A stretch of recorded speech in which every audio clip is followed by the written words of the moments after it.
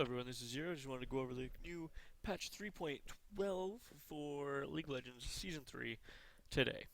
I guess 3.12 makes it Season 3, but still, Season 3. So, up first we're going to do champions in this video alone, because it's going to be a pretty long video as far as patch notes go. Jinx is in this build, turned on at a later date, all that jazz. Pretty much everyone knows that. Cassiopeia, or Cassiopeia? Yeah, maybe like that. The mana has been reduced to 100 for Petrifying Gaze. She's never played, and if they're not popular, they're obviously not good. So hopefully this is going to make her a little bit more of a viable champion by, I believe it's actually all levels are 100, which they did with Galio, I think. Somebody's ult had the exact same change done. It was all levels were reduced to 100 or 100, 100, 110, 120 from ridiculously high amounts. So hopefully that brings her a little bit more into the game. Garen now looks better.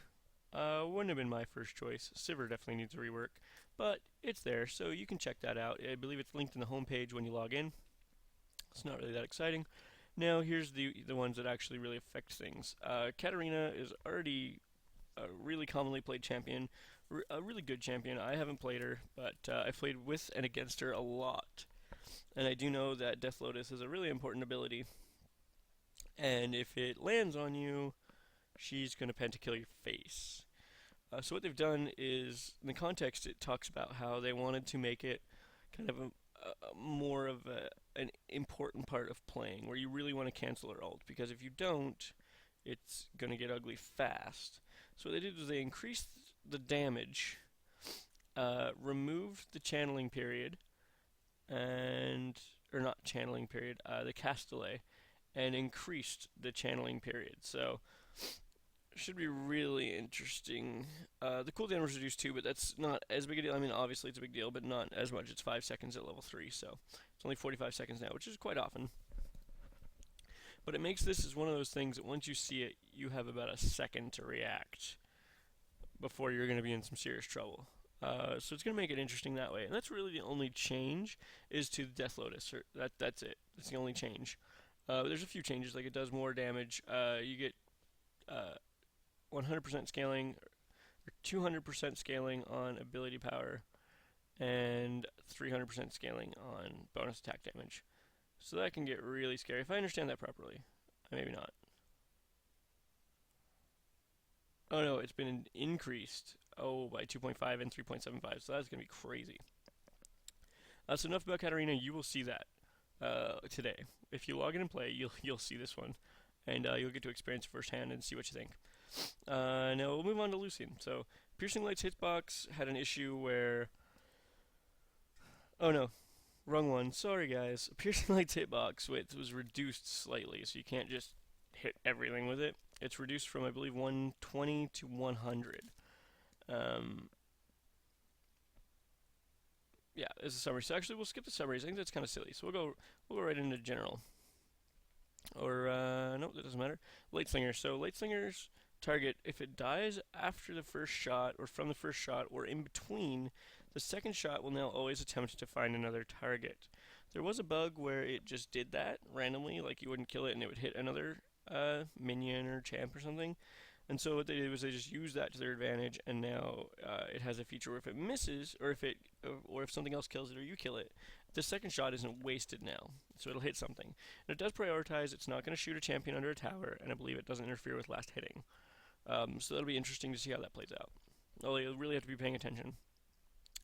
Piercing Light now leads target by 80 units when cast on an enemy champion. So if they're moving and they don't react to your presence, or they're not juking, they're not purposely, they're not treating it as you're going to throw something at them, it leads by 80 units, which means basically if they're running and you cast it at, mid to max range, that 80 units means it's going to land right on them. So that's perfect. Right, if they're juking, it's just kind of, they're still going to juke it. But currently, you throw that ability out, and sometimes they just dodge it by accident, which should never really happen. So moving on to Olaf. He's not one I have seen very much, which, again, I would speak to, if they're not popular, they're probably not that great. Like when Yi was a little bit broken a couple patches ago, you saw Yi in almost every single game. Very rarely did you not see him in a game. Blind pick, he was in every single game. I'd put money on it almost. Other than that one random game. But every single game Yi was in there. And so, I rarely see Olaf, so he's not very good at the moment, right? I've seen him played well, and it works. And one of the issues is they actually consider that once he's fed, it's impossible to stop him, which I'd say there's a few champs like that. But a lot of his options, like he had a permanent slow if you used it properly, immune to crowd control. The context they just say like, look, he wasn't fun to play against. He broke some of the meta that even the game designers had developed to create interesting interactions. Right? They want you to have a laning phase because it's it's you poking at the other champ. Right? You're getting a feel for it and you're having fun as well as it being part of the games. And Olaf, not necessarily laning, but he skipped some of the things that had kind of been built into the game to make it more fun or even or balanced. Uh, and so they completely reworked him. His base mana is reduced. As you can see here, there's probably 6 or 7, 8 points under each ability.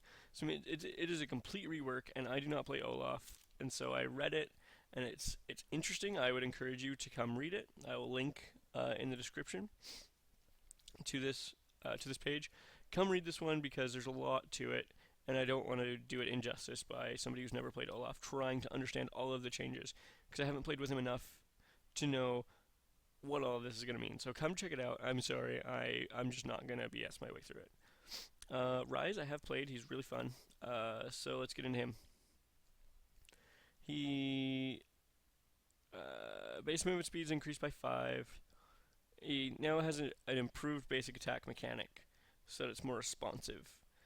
I did find that was kind of an issue, trying to land those last hits. Even when you got it down, it was a little challenging. And then again, I'm newer at the game, so it was challenging for me anyway. But I found Ryze was particularly challenging. And Desperate Power movement speed increased to 80 from 60, 70, 80. So that means at all 3 levels it'll do the same thing, which is the 3rd level. But there's a lot of other things that go into the ability, so I don't think that's broken at all. I'll probably try to pick up Ryze this week and play him a little bit more with some of these changes, because I think those are probably some of the reasons I walked away, as I already had a struggle with last hitting, and I had an even harder time with him before I got all my abilities up. Right, once all your abilities up, it's not as big a deal. Shen. Sen's damage reduced from taunted enemies now only applies to their basic attacks.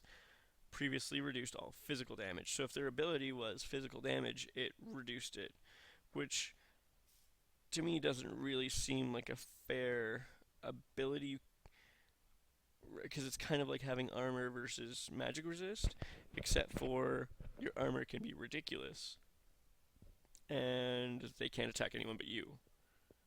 So if you taunt an AP champ, it doesn't really make sense. Yeah, so it's an interesting change, and I think that'll be good. Thresh has experienced some changes that'll probably make him less likely to ADC, if I understand correctly. Correct me if I'm wrong, you don't need to rage, you just need to say why. So Death Sentence cooldown has been reduced to 20, 18, 16, 14, 12. Or increased, sorry, from 18, 16.5. I'm not going to read the numbers, but it's been increased about 2 seconds per level, give or take. Cooldown is now reduced by 3 seconds if Death Sentence strikes an enemy. So what this means is that it's been increased to 20. If you land it, it's now 17. So early game, it's actually, obviously any point in the game, but early game, it's actually better to land it than to not land it, right? There's not as much incentive to just lob your hook out there. I think 1 second may not be enough to actually make a difference for people, but it can. You know what I'm saying? I don't think it'll really affect gameplay at maybe gold and below.